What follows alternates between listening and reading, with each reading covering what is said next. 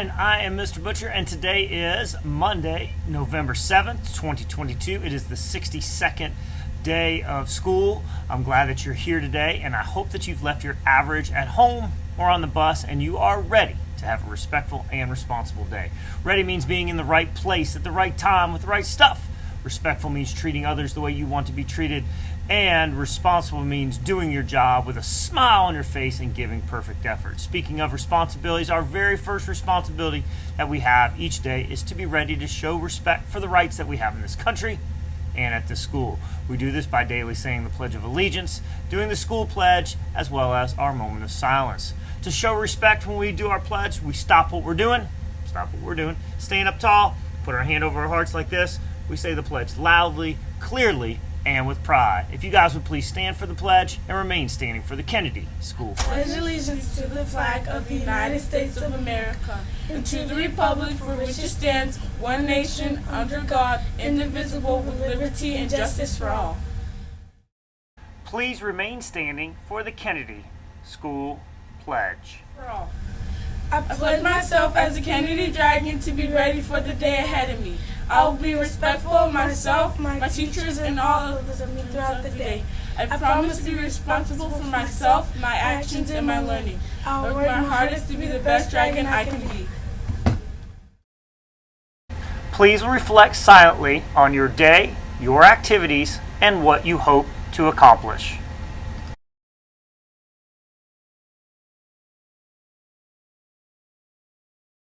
My name is Taylor. And my name is David. Another responsibility that we have is trying to keep others safe by slowing down the spread of germs.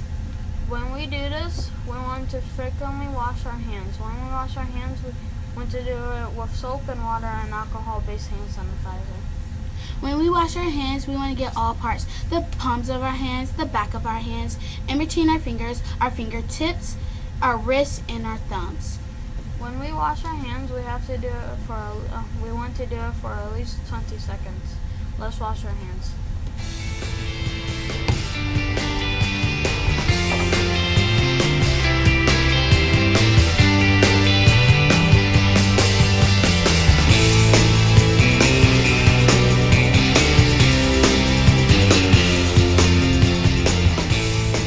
Now that we've washed our hands, done our pledges, and the moment of silence, let's get started with today's birthdays. Happy birthday today to Anthony Ramirez, who is 8, Liam Piedad, who is 6, Alyssa Angulo, who is 6, Penelope Puckett, who will be 9, and Javion Sanford, who will be 6. Please come to the Media Center and get your birthday ribbon.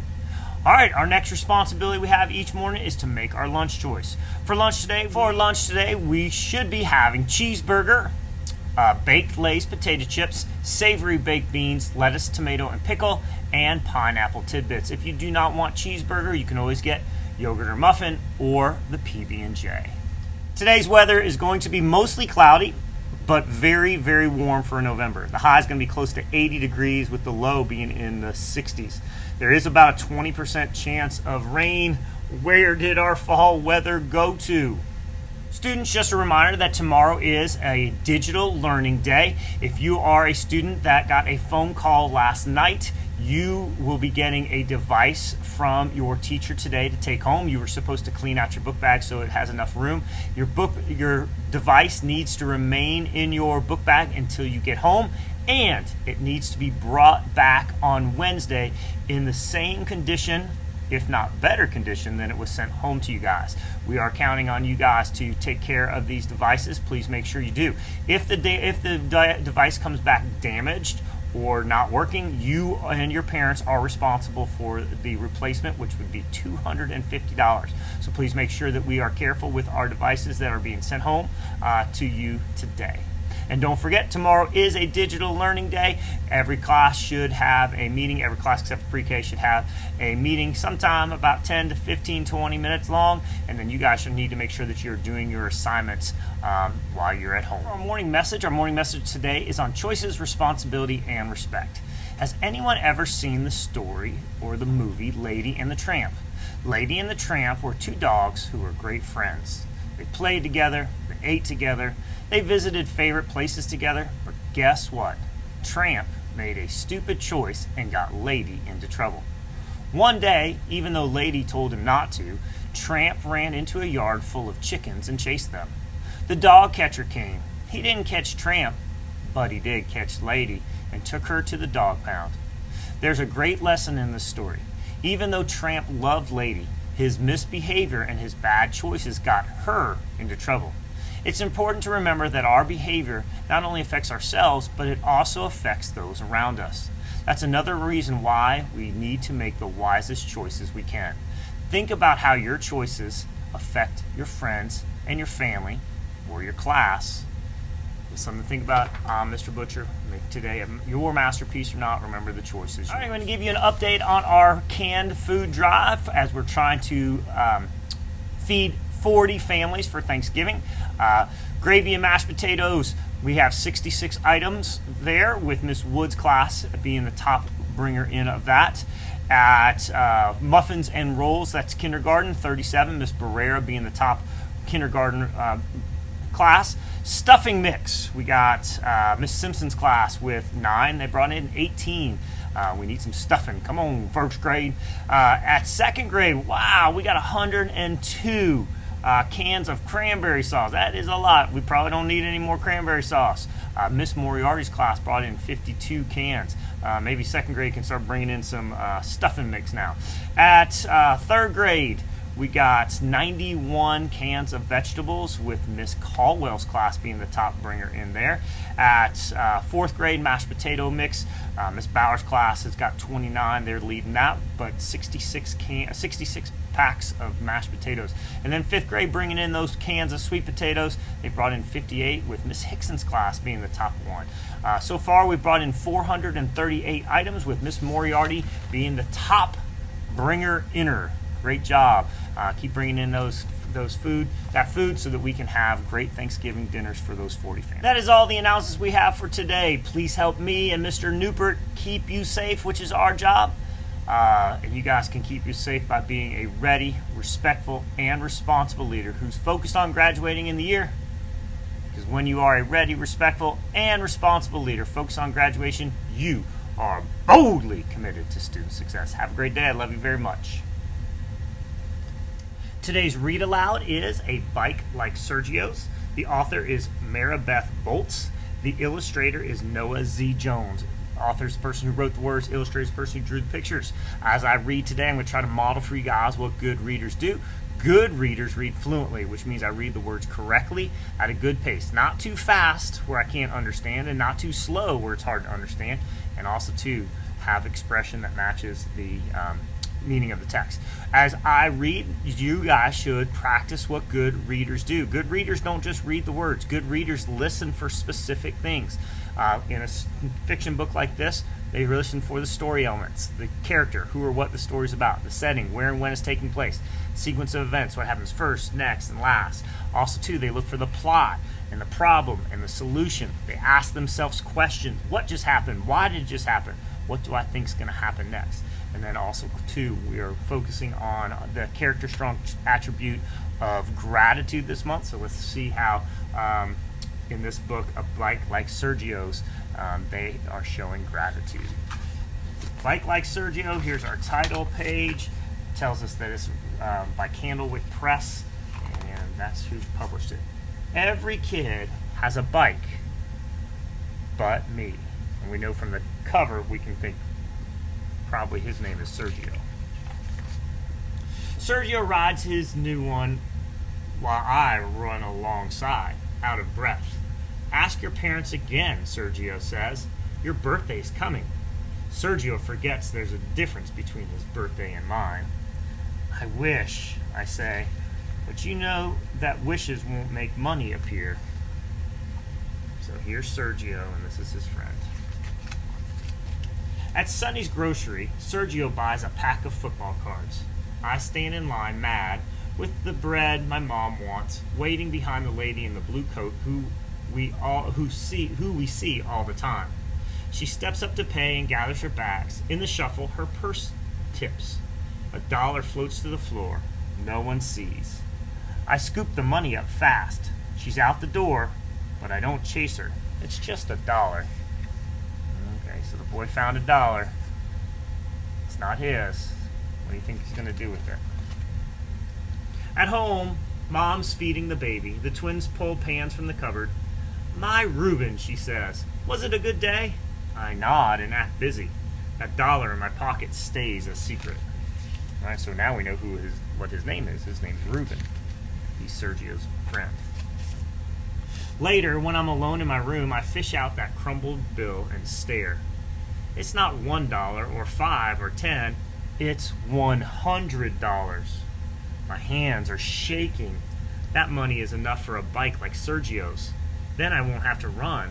I'll be riding. Dad gets home from work late and tucks in my little brothers. When he gets to me, I squeeze my eyes shut and stay still as a stone. Just simile, some figurative language. In the morning, the $100 bill is safe in my backpack. When I get to school, Mr. Grady says we will be learning about money and math. He sets up a store with fake bills and coins and pictures of things we can buy. I joke around and blow all my play money on a camera right away.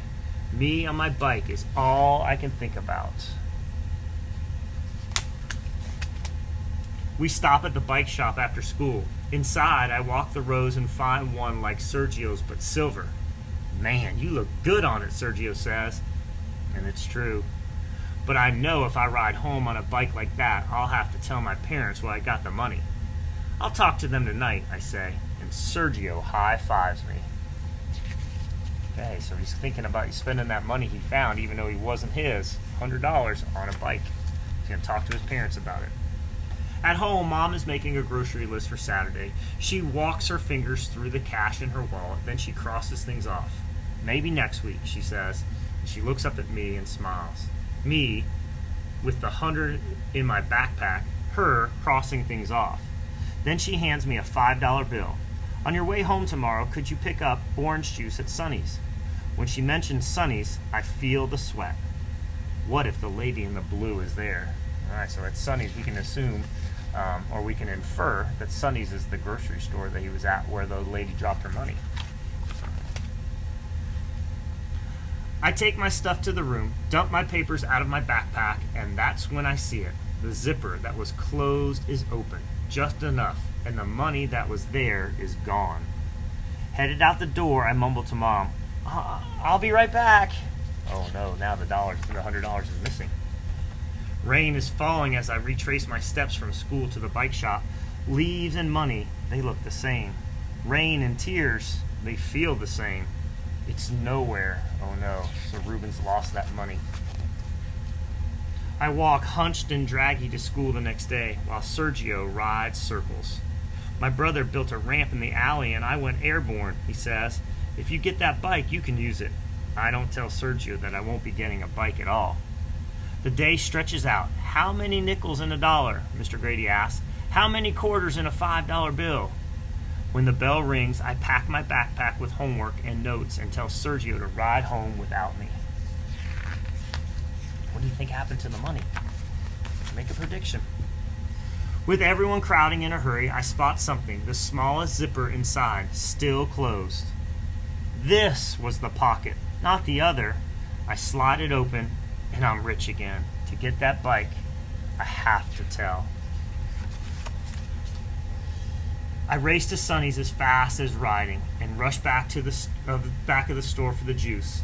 Someone bumps me, apologizes in a soft voice. I turn. My feet are frozen, watching as the lady in the blue coat makes her way to the counter with her eggs. She reaches into her purse, and like a hot blast, I remember how it was for me when that money that was hers, then mine, was gone. I leave the juice behind, and this time I follow her. So he's going to go give it to you think? She walks down one street, then another, and past the bike shop. My mouth is dry. "Excuse me," I say. She turns, and we are face to face. I breathe fast, and the words bust loose like they've been waiting. The lady says yes. She lost $100, and she's been looking ever since. She tips her head. "Why?" I uncurl my fist. "I found it," I say, holding it it out to her still folded. Her face changes from surprise to joyful to soft. She takes my hand in both of hers like a sandwich and asks my name. "Thank you, Reuben," she says. "You've blessed me. I am happy and mixed up, full and empty, with what's right and what's gone." At home, everyone is waiting, and the lost and found story is mine to tell. "What you did wasn't easy," my dad says, setting his hand on my shoulder, "but it was the right thing to do." My mom pulls me close. "We're so proud," she says, "and in that warm house with my family all around and my birthday almost here, I am proud too." A bike like Sergio's.